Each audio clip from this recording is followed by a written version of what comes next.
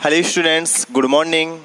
Students, पिछले lecture में हमने बात की थी ट्रायंगल इनइक्वलिटीज़ की, ठीक है, त्रिभुज असमीकाओं की। वहाँ पे मैंने 4 आपको असमीकाएं बताई थी और वो असमीकाएं आई एम श्योर आपने प्रूफ कर ली होंगी। 2 मैं प्रूफ करवा चुका था, 2 बची थी, आपने वो प्रूफ इजीली कर ली होगी, ठीक है। सो स्टूडेंट्स देखिए, एक और आप नोट करके ये चीज़ लिख सकते हैं कि जब कभी भी हम कॉम्प्लेक्स नंबर की बात करते हैं, कॉम्प्लेक्स नंबर, जब कभी भी हम सम्मिश्र संख्याओं की बात करते हैं तो सम्मिश्र संख्याओं में कभी भी लेस देन और ग्रेटर देन वाली जो इनइक्वलिटीज होती हैं ये डिफाइन नहीं होती हैं। क्योंकि स्टूडेंट्स, अगर मेरे पास में मैंने मान लिया कि Z1 और Z2 बिलोंगिंग्स टू C है, कॉम्प्लेक्स नंबर से है, C is set of complex number, ठीक है। C क्या है? सम्मिश्र संख्याओं का समुच्चय होता है। तो अगर Z1 और Z2 इन सम्मिश्र संख्याओं के समुच्चय से 2 सम्मिश्र संख्याएं हैं, तब Z1 ग्रेटर देन Z2 या Z2 is greater than Z1 जो है ये परिभाषित नहीं होती, ठीक है, ये परिभाषित नहीं होती है, ठीक है स्टूडेंट्स। यानी कि अगर मैं बात करूं तो लेस देन और ग्रेटर देन वाली इनइक्वलिटीज कॉम्प्लेक्स नंबर में कभी भी परिभाषित नहीं होती हैं। एक तरह से मैं कहूं कि ये जो है वो मीनिंगलेस, अर्थात ग्रेटर देन इक्वल्स टू और लेस देन इक्वल्स टू जो चिन्ह है, या फिर इनको मैं कहूं कि ये जो क्रम संबंध है, क्रम संबंध जो है वो सम्मिश्र संख्याओं के लिए क्या होते हैं? अर्थहीन होते हैं, मीनिंगलेस होते हैं, अर्थहीन होते हैं। अर्थहीन मतलब कि मीनिंगलेस,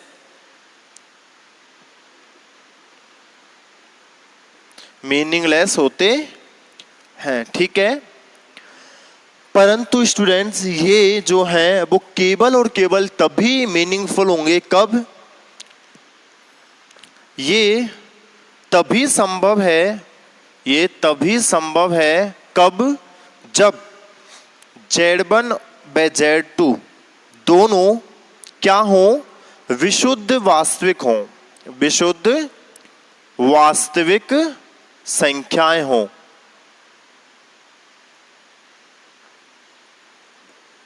बात समझ में आई? विशुद्ध वास्तविक मतलब कि प्योरली रियल नंबर हो। और ऑब्वियस है स्टूडेंट्स, रियल नंबर में हम जानते हैं 2 इज लेस देन 3 होता है, 3 इज लेस देन 5 होता है। यानी कि विशुद्ध अगर वास्तविक है Z1 Z2, क्योंकि हमने पढ़ा है कि कॉम्प्लेक्स नंबर विशुद्ध वास्तविक भी होती हैं।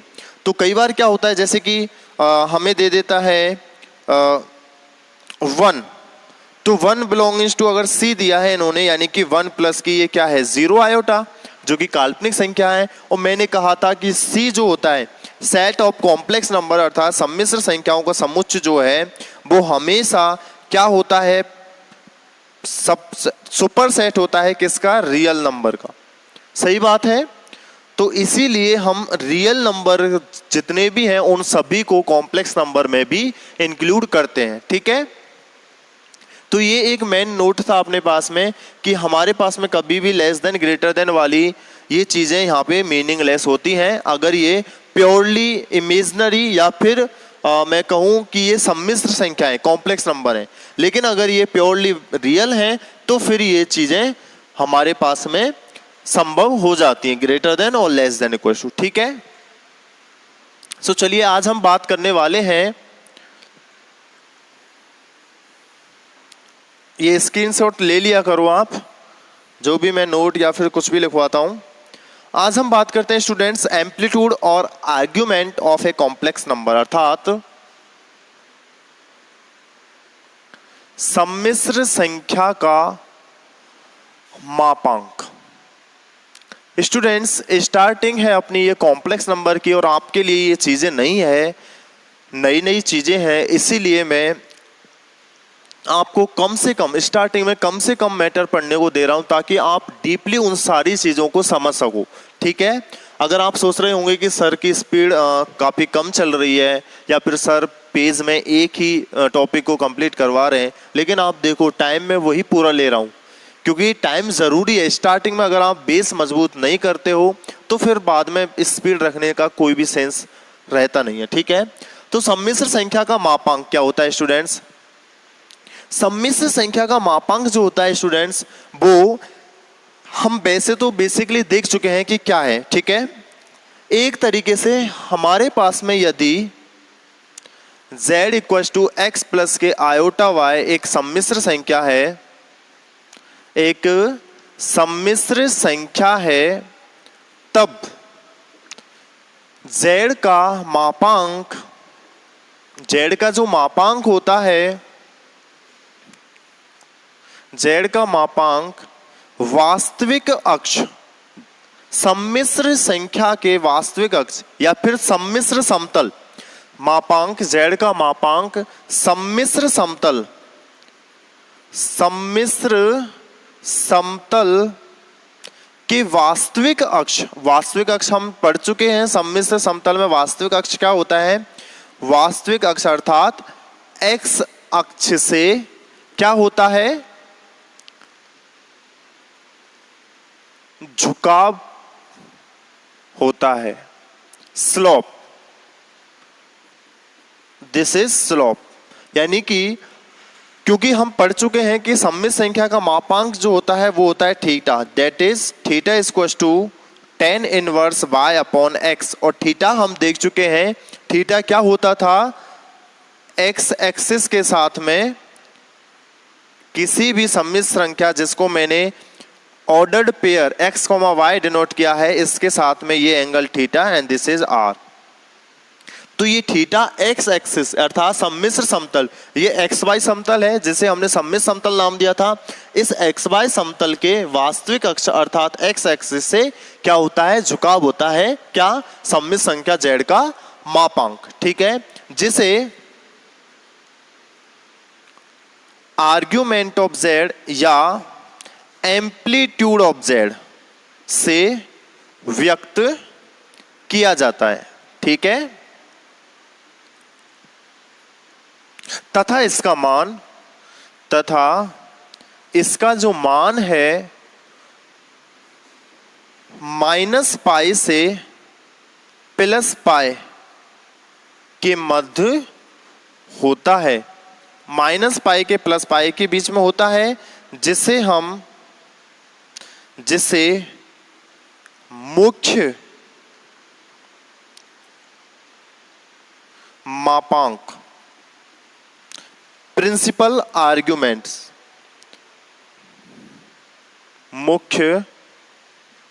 कोणांक की बात हो रही है स्टूडेंट्स। मापांक तो हम पहले ही पढ़ चुके हैं, एम्पलीट्यूड यानी कि कोणांक, मापांक की जगह पे हम बात कर रहे हैं कोणांक की, ठीक है। कोणांक की तो होता है थीटा कोण, तो सम्मिश्र संख्या का कोणांक हो गया z समतल के साथ में, जिसे हम मुख्य कोणांक अर्थात प्रिंसिपल आर्ग्यूमेंट कहते हैं, ठीक है। अर्थात दैट इज एम्पलीट्यूड या फिर argument of z, argument of z is greater than minus pi से पाई के बीच में ये वेरी करता है, ठीक है। आपने देखा स्टूडेंट्स कि किसी भी सम्मिश्र संख्या का कोणांक, z का कोणांक सम्मिश्र समतल के वास्तविक अक्ष से झुकाव होता है, ठीक है। अर्थात थीटा बराबर tan inverse y upon x, जिसे आर्ग्यूमेंट ऑफ z या फिर एम्पलीट्यूड ऑफ z से व्यक्त किया जाता है, तथा इसका मान माइनस पाई से पाई के मध्य में होता है, जिसे हम मुख्य कोणांक या फिर प्रिंसिपल आर्ग्यूमेंट कहते हैं, जहां argument of z is greater than minus pi से लेस देन इक्वल टू पाई के बीच में होता है, ठीक है।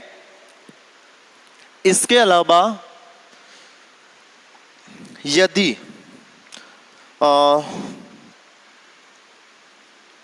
किसी वास्तविक संख्या के लिए, किसी भी वास्तविक संख्या के लिए अगर मैं कोणांक की बात करूं तो देखिए argument of a is equal to किसी भी वास्तविक संख्या ए लिख लीजिए। ए के लिए ए क्या है, एक वास्तविक संख्या है, रियल नंबर है, कोई इमेजिनरी बात नहीं हो रही, काल्पनिक बात नहीं हुई। तो आर्ग्यूमेंट ऑफ ए की वैल्यू होती है 0 एंड पाई। 0 कब, जब ए ग्रेटर देन 0 होती है, पाई कब, जब ए लेस देन 0 होता है। Argument of a is 0 when A is greater than 0। क्यों, ये समझिएगा। देखिए आर्ग्यूमेंट क्या होता है, थीटा बराबर tan inverse by upon x, कोई भी सम्मित संख्या के लिए। अब क्योंकि यहाँ पे ए क्या है, एक वास्तविक संख्या है, यानी कि जो z है वो कुछ इस तरीके से है, a प्लस के 0 आयोटा। तो यहाँ पे जो ये y कोऑर्डिनेट y जो है वो तो हो जाएगा 0, यानी कि थीटा बराबर tan inverse 0 upon x is a, यानी कि दिस इज tan इनवर्स 0, और tan इनवर्स 0 मतलब थीटा इज 0। सही बात है। और जब a लेस देन 0 होता है, a जब लेस देन 0 होता है, यानी कि ये अब पॉजिटिव a ना रह के ये हो जाएगा माइनस के a, तो ये हो जाएगा माइनस वैल्यू। और इस माइनस वैल्यू के लिए एक तरीके से tan इनवर्स के अंदर जो वैल्यू है वो कैसी है, नेगेटिव है। अगर मैं इस 0 को नहीं देखूं तो वो कैसी वैल्यू है, नेगेटिव है। और नेगेटिव के लिए वैल्यू कौन देगा, पाई। ठीक है, यानी कि tan इनवर्स की जो नेगेटिव वैल्यू होगी वो होगी पाई पर, क्योंकि argument of z minus pi से पाई के बीच में ही वेरी करता है, जिसे आप tan इनवर्स से ना देखते हुए sine inverse upon cos inverse से भी देख सकते हैं, क्योंकि वैल्यू तो 0 ही है, लेकिन कॉस इनवर्स के लिए आप इसको पाई पे भी डिनोट कर सकते हैं। ठीक है, इसी प्रकार यदि इसी प्रकार किसी काल्पनिक संख्या के लिए, किसी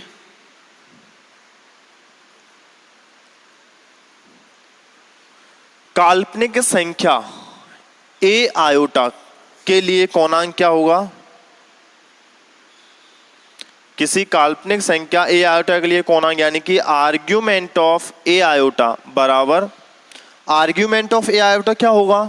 देखिए ये क्या है अपने पास में, z बराबर ए आयोटा, यानी कि रियल पार्ट क्या है यहाँ पे 0, यानी कि अपने पास में थीटा बराबर क्या है, ये tan inverse y upon x, and y is a upon real part x है जिसकी वैल्यू है 0, and from here we can see tan inverse a upon 0। a upon 0 मतलब जब a ग्रेटर देन 0 है तब इसकी वैल्यू हो जाएगी pi by 2, and a less than 0 है तब इसकी वैल्यू हो जाएगी माइनस पाई बाई 2। क्यों, क्योंकि स्टूडेंट्स हम जानते हैं कि जो tan इनवर्स a अपॉन 0, यानी कि ये क्या होता है, tan इनवर्स इन्फिनिटी, और tan इनवर्स इन्फिनिटी क्या होता है, tan inverse tan pi by 2, यानी कि पाई बाई 2। थीटा बराबर क्या हो जाएगा, पाई बाई 2, यानी कि जब a ग्रेटर देन 0 है, यानी कि जब a पॉजिटिव है तो यहाँ पर मुझे पाई बाई 2 मुझे क्या मिल जाता है, आर्ग्यूमेंट। और जब a लेस देन 0, यानी कि जब ये माइनस है तो एक तरीके से ये क्या आएगा, माइनस इन्फिनिटी, और tan इनवर्स माइनस इन्फिनिटी, यानी कि माइनस के tan इनवर्स इन्फिनिटी, और दिस इज माइनस के पाई बाई 2। तो इस तरीके से ये पॉजिटिव पाई बाई 2 और नेगेटिव पाई बाई 2 कब, जब a ग्रेटर देन 0 और a लेस देन 0। ठीक है, इस तरीके से आप यहाँ पे इसको देख सकते हैं।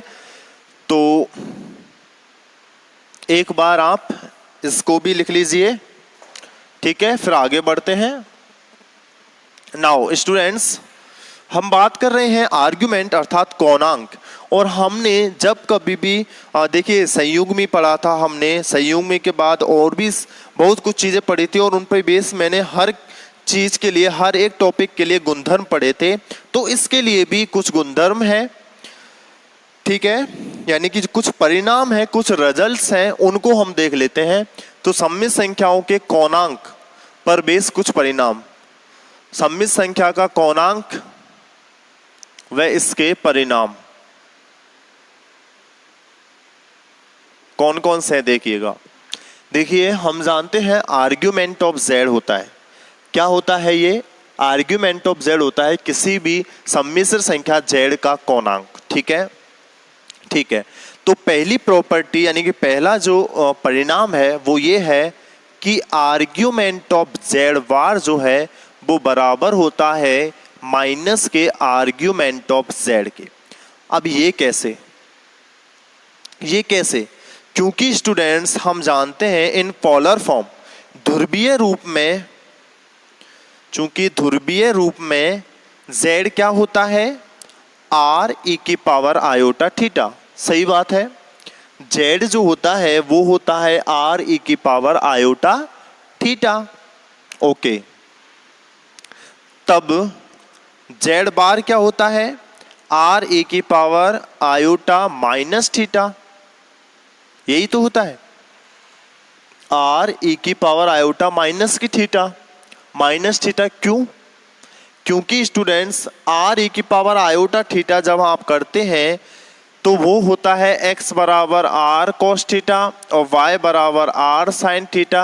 तब आप z को लिखते हो r cos theta plus iota sin theta. लेकिन z बार क्या होता है, z तो होता है x प्लस आयोटा y, जबकि z बार क्या होता है x माइनस आयोटा y। सो z बार बराबर x की जगह r cos theta minus iota r sin theta, यानी कि r बाहर, सो this is cos theta minus iota sin theta, यानी दिस इज r e की power minus iota theta.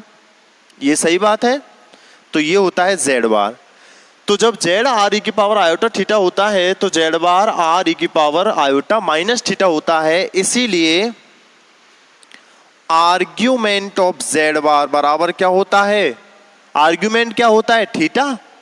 Argument theta ही तो होता है। तो argument of z bar is minus theta, and minus theta मतलब माइनस के theta is argument of z। is this implies that argument of z बार बराबर minus argument of z। बात समझ में आई? क्योंकि स्टूडेंट्स z क्या होता है, x प्लस आयोटा y, और x क्या होता है r cos थीटा और y r sin थीटा। इसी प्रकार z बार, तो इसको मैं लिख देता हूं r e की पावर आयोटा थीटा z, जहां आर्ग्यूमेंट ऑफ z क्या हो जाता है, थीटा, ये थीटा। इसी प्रकार z bar x minus iota y होता है तो r cos theta minus iota r sin theta. So r cos theta minus iota sin theta, तो r e की power minus iota theta. So argument of z bar कितना हो गया, angle is minus theta. So minus theta मतलब कि minus के argument of z। So this is first result is clear. ठीक है, सेकंड रिजल्ट क्या है, सेकंड रिजल्ट है आपका कि amplitude of minus z, amplitude of, amplitude कहिए या फिर आर्ग्यूमेंट कहिए, बात एक ही है। एम्पलीट्यूड ऑफ माइनस z बराबर pi plus amplitude of z। ये एक रिजल्ट है, pi plus amplitude of z। इसको किस तरीके से डिनोट करते हो, किस तरीके से लिखते हो? चूंकि स्टूडेंट्स देखिएगा, आर्ग्यूमेंट ऑफ माइनस z का मतलब क्या होता है, चूंकि z बराबर x प्लस आयोटा बीटा, तो माइनस z बराबर माइनस x माइनस के आयोटा y। सही बात है, यानी कि माइनस के z बराबर माइनस के r e की पावर आयोटा थीटा। ये भी सही बात है, ये सही बात है ना। तो स्टूडेंट्स देखिएगा, यहां पर जब कभी भी हम आर्ग्यूमेंट ऑफ z और इनकी बात करते हैं तब मेरे पास में ये होते हैं चार क्वाड्रेंट। तो यहां पर जो थीटा होता है वो बराबर होता है जो भी आपका एंगल है अल्फा, वो, ठीक है। जबकि यहाँ पे जो थीटा होता है वो होता है पाई माइनस अल्फा के। इसको ध्यान रखना, यहाँ पे थीटा होता है माइनस के पाई माइनस अल्फा पे, जबकि यहाँ पे थीटा होता है माइनस अल्फा के। ठीक है, इस चीज को आप याद रखना स्टूडेंट। फर्स्ट क्वाड्रेंट में थीटा अल्फा के बराबर होता है, यानी कि जो है वो as it is. Second quadrant में जो भी आर्ग्यूमेंट है वो पाई माइनस अल्फा होता है, क्योंकि फर्स्ट क्वाड्रेंट क्या होता है, पॉजिटिव पॉजिटिव। सेकेंड क्वाड्रेंट क्या होता है, positive, sorry, negative and positive. Third quadrant is negative negative and ये पॉजिटिव एंड नेगेटिव। ठीक है, तो ये चीज आप ध्यान रखना। थीटा बराबर अल्फा, यहाँ पे थीटा पाई माइनस अल्फा, यहाँ पे theta minus pi minus alpha और यहाँ पे माइनस अल्फा। तो देखिए जब मैंने बात की है माइनस जेड के लिए, तो माइनस जेड मतलब कि माइनस एक्स माइनस आयोटा पाए, आयोटा बाय, यानी कि ये कहाँ गया minus comma minus third quadrant में। तो अगर ये थर्ड क्वाड्रेंट में गया तो यहाँ पर थीटा की वैल्यू क्या हो जाएगी माइनस के पाई माइनस अल्फा, यानी कि यहाँ पर आर्ग्यूमेंट ऑफ माइनस जेड जो हुआ वो कितना हो जाएगा माइनस के पाई माइनस अल्फा, माइनस के पाई माइनस के अल्फा। ठीक है, तो ये चीज देखिएगा, थीटा इज माइनस के पाई माइनस के ऑफ अल्फा। ठीक है, आर्ग्यूमेंट ऑफ माइनस जेड, और इसको मैं लिख सकता हूं minus pi and plus alpha, यानी कि माइनस के पाई प्लस के alpha is argument of Z. यानी कि ये अपने पास में रिलेशन होता है कि आर्ग्यूमेंट ऑफ जेड बराबर minus pi plus argument of Z. ठीक है, प्लस पाई भी लिख सकते हैं, क्योंकि स्टूडेंट्स कई बार क्या होता है कि जब हम कॉस की बात कर रहे होते हैं, कॉस में जब हम बात कर रहे होते हैं तो कॉस की जो दोनों वैल्यू हैं वो प्लस मतलब पाई पे भी वही वैल्यू देती है जो माइनस पाई पे देगी। ठीक है, तो इसलिए हम माइनस पाई के फॉर्मेट में भी लिख सकते हैं। वो कैसे देखिएगा,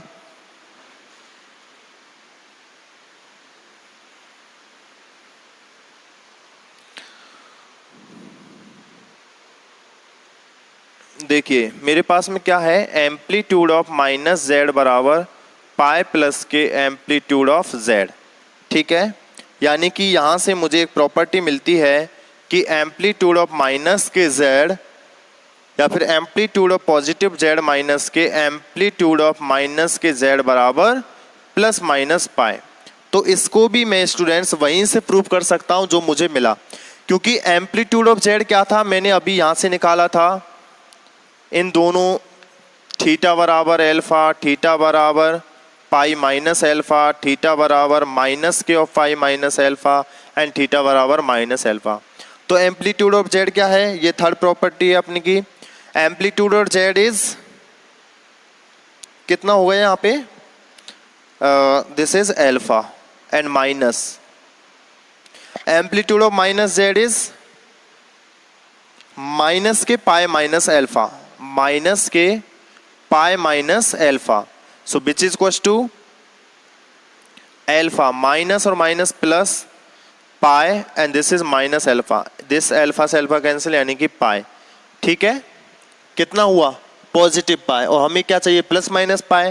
तो प्लस और माइनस पाई इसलिए दिखा देते हैं स्टूडेंट्स क्योंकि अपन के पास में जब हम इस cos थीटा की वैल्यू रखते हैं तो cos थीटा जो है वो थीटा के लिए हम जानते हैं कि cos पाई की वैल्यू वही होती है जो cos ऑफ माइनस पाई की वैल्यू होती है। ठीक है, इसीलिए हम इसको माइनस पाई भी लिख सकते हैं अगर आपको ये e की पावर आयोटा थीटा के फॉर्मेट में इसको करना है।